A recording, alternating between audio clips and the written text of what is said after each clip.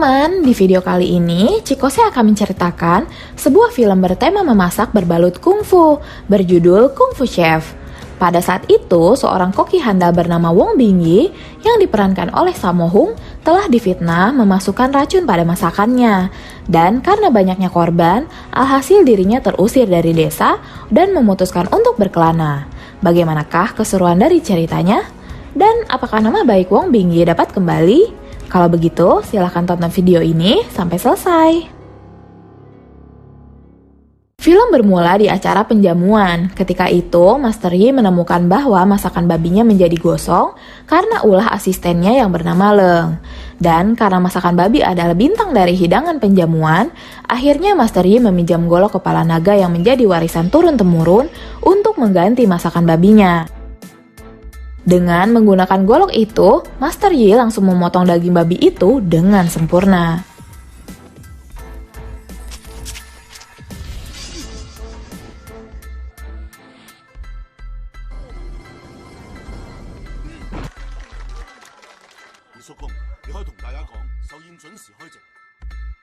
Kemudian melanjutkan memasak dengan bantuan dari asistennya. Namun tidak lama kemudian semua pengunjung yang memakan masakan babi itu menjadi sakit. Ternyata yang tadi diberikan oleh Leng bukanlah garam, melainkan obat yang menyebabkan orang yang memakan masakannya menjadi sakit perut. Master Yi yang marah langsung mengejar Leng dan menghajarnya.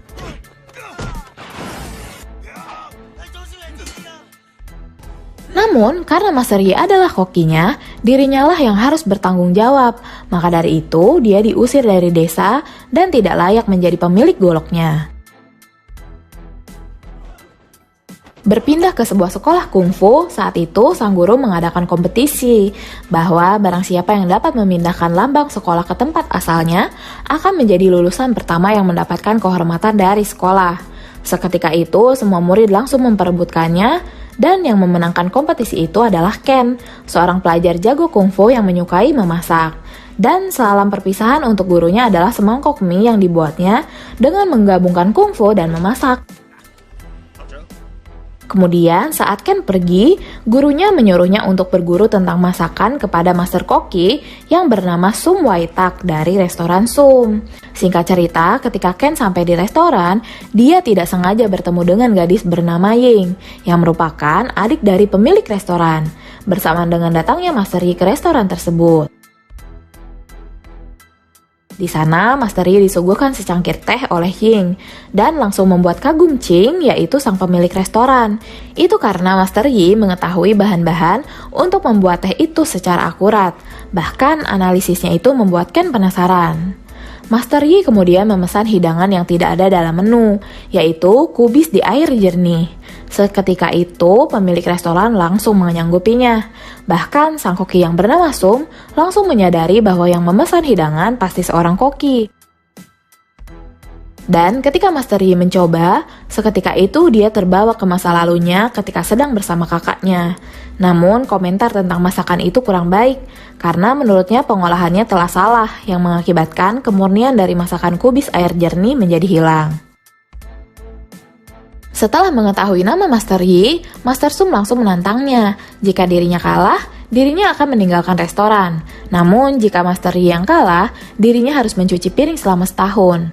Master Yi yang akhirnya menerima tantangan itu, namun dirinya membutuhkan asisten dan dipilihlah Ken. Makanan yang dibuat oleh Master Sum memang enak, karena itu merupakan menu andalan restoran. Namun menurut Master Yi itu baru lumayan. Saat itu Ying merasa kepanasan ketika menyentuh hidangan Master Yi, karena lapisan kulit dagingnya merupakan gula tipis yang bisa membuatnya tetap panas sehingga seperti masih dalam proses memasak. Dan ketika dicicipi, Master Sum langsung mengakui kekalahannya. Makanan itu bernama 8 bebek keberuntungan, yang sudah lama tidak ada koki yang bisa membuatnya secara sempurna. Ternyata pembuatannya tidak boleh menggunakan pisau, karena kelembutan dan serat dagingnya akan pecah ketika dipotong dengan pisau. Saat itu, Ken mengejar Master Sum yang pergi karena kedatangannya ke restoran adalah untuk berguru padanya. Namun Ken ternyata salah paham, Karena Sum Waitak yang merupakan ayah dari Ching dan kakak seperguruan dari Master Yi telah meninggal tahun lalu. Bahkan Ching juga mengetahui kejadian yang telah dialami oleh Master Yi. Namun dirinya yakin bahwa Master Yi tidak bersalah karena seorang yang menyukai memasak tidak akan melakukan itu. Karena sekarang restoran tidak mempunyai koki, Ching akhirnya meminta Master Yi untuk menjadi kokinya. Dan karena Master Yi merasa berkewajiban untuk menjaga restoran Sum, akhirnya dirinya pun menyanggupi walaupun dengan syarat dirinya membutuhkan asisten dan Master Yi menginginkan Ken. Tidak lama kemudian, Ken kembali datang dan langsung menantang Master Yi dalam bidang keahlian memotong. Ken memulainya dengan memotong ikan globe, yang mana kecepatan dan ketajaman pisau sangat mempengaruhi hasil, dan tentu saja hasilnya pun sangat memuaskan. Namun Master Yi tidak mau kalah, dirinya memotong ikan air tawar yang normalnya rasa dagingnya tidak dapat menandingi ikan globe.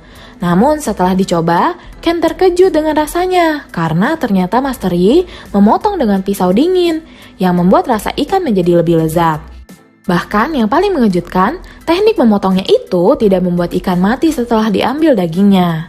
Karena kagum akan kehebatannya, Ken ingin berguru kepada Master Yi.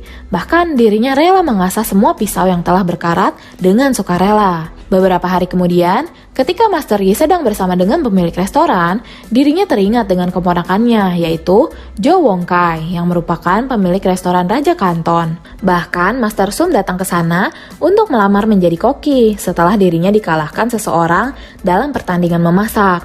Setelah mendengar nama yang mengalahkannya, Jo langsung marah karena suatu alasan yang telah terjadi di masa lalu. Saat itu, ketika Jo masih kecil, ayahnya yang merupakan kakak dari Master Yi sedang marah karena Master Yi menyembunyikan golok kepala naga. Karena golok itu merupakan simbol koki terhebat yang diwariskan turun-temurun. Mereka berdua ketika itu memperebutkannya, bahkan sampai bertarung.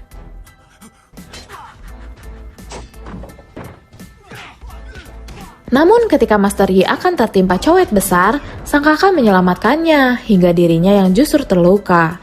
Karena luka itulah ayah Jo kehilangan karir memasaknya dan memilih untuk pergi dari desa.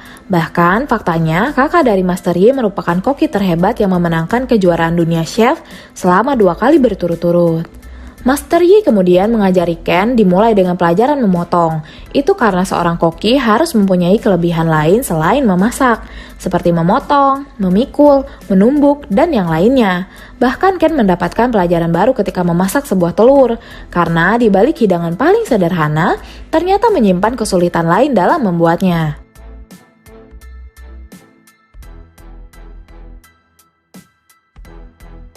Adik pemilik restoran bernama Ying juga diajari Master Yi dalam membuat saus. Namun ada satu keinginan yang masih belum tercapai, yaitu membuat puding kacang kubus yang akan diajarkan oleh Master Yi di kemudian hari. Singkat cerita, beberapa orang sedang makan di restoran mereka. Terlihat mereka menaruh paku di dalam makanan yang bertujuan untuk menghancurkan reputasi restoran Sum. Ternyata mereka semua adalah orang suruhan dari Jo yang berniat membalas dendam kepada Master Yi. Selanjutnya, ketika Ken dan Ying sedang berbelanja, mereka melihat orang-orang yang memfitnah restorannya dan langsung menyerang mereka, hingga pusat perbelanjaan itu berantakan dibuatnya. Dan ketika mereka berdua sembunyi dari kejaran, Ken tidak sengaja melihat berita tentang kompetisi memasak yang diadakan setiap 4 tahun sekali untuk menentukan siapa koki terbaik di Cina. Berpikir bahwa itu bisa memperbaiki reputasi restoran, Ken akhirnya meminta Master Yi untuk mengikutinya. Saat itu, Master Yi menolak dan justru menyuruh agar Ken lah yang mengikuti kompetisi itu, dan berharap agar Ken bisa berjuang demi restoran, sambil memberikan suatu kotak kepada Ken. Singkat cerita, kompetisi pun akhirnya dimulai, sementara Master Yi kembali ke desa untuk menyelesaikan masalahnya.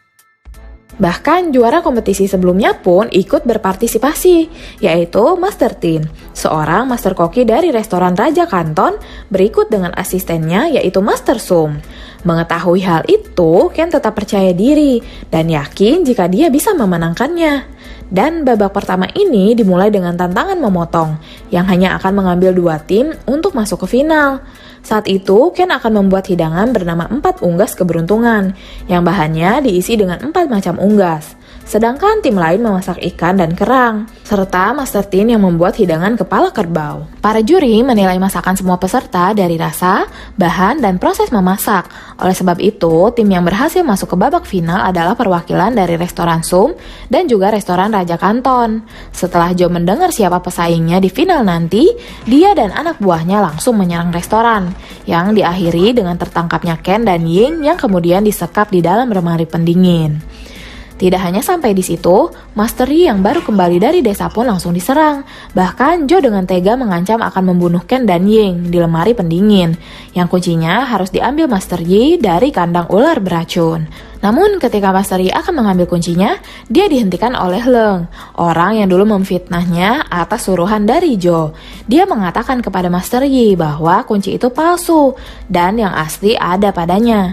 Kemudian meminta maaf dan langsung membebaskan para sandera agar bisa melanjutkan kompetisi. Kembali ke kompetisi, tantangan di final kali ini adalah menghidangkan sup yang mempunyai tema kemurnian. Itu adalah hidangan tanpa bumbu yang menonjolkan skill memasak, agar orang-orang dapat menikmati kemurnian masakannya. Di sisi lain, Joe kembali mendatangi Master Yi dengan membawa golok kepala naga yang kini telah berkarat. Sebelum menentukan masakannya, Ken mengingat perkataan Master Yi tentang hidangan kubis yang dianggap sebagai makanan terbaik. Oleh sebab itu, Ken mencoba membuat hidangan bernama kubis di air jernih dan langsung mempersiapkan bahan-bahannya. Teknik yang ia pelajari dari Master Yi diaplikasikannya dengan sangat baik, dari menyaring lemak daging sampai mengambil jantung kubis, kemudian menusuknya dengan jarum agar kubis bisa menyerap sup dengan sempurna. Master Tin juga tidak kalah hebat dengan mengolah hidangannya, bahkan dia memakai cara sempurna untuk memanaskan masakannya. Berpindah ke Master Yi setelah pertarungan yang cukup panjang, akhirnya Master Yi dapat mengalahkan Joe dan anak buahnya, kemudian pergi sambil membawa golok kepala naga. Kembali ke kompetisi, akhirnya hidangan mereka berdua telah dicicipi oleh para juri. Dan ternyata hidangan Ken bukanlah tandingan dari hidangan Master Tin. Namun saat wasit akan mengumumkan pemenangnya, Master Yi datang untuk menghentikannya. Kemudian memberikan golok itu kepada Ken untuk memotong hidangan yang ada di dalam kotak yang dibawa oleh Ken, yaitu kacang kubis. Dan ketika Ken membuka golok itu, karat di goloknya langsung menghilang dan langsung memotong kacang kubis itu. Kacang kubis yang ada di dalam sup seketika langsung bercampur dan menghilang. Hidangan kubis itu sangat sederhana, namun menyerupai harta karun setelah diolah dengan seni tinggi dalam memasak, sekaligus mengedepankan tingkat kemurniannya. Master Tin yang ketika itu aneh melihat para juri terdiam, mencoba merasakan makanan lawan, dan setelah mencobanya, dia langsung melepas topinya untuk mengakui kekalahannya. Berkat makanan itu, Ken menjadi juara kompetisi masak ke-7 di Cina. Dan tidak hanya itu, ternyata kakak dari Master Yi yang merupakan koki terhebat pun hadir di sana. Bahkan terlihat akrab dengan sang adik. Di sisi lain, Joe yang melihatnya dari televisi langsung menyesal akan semua perbuatannya.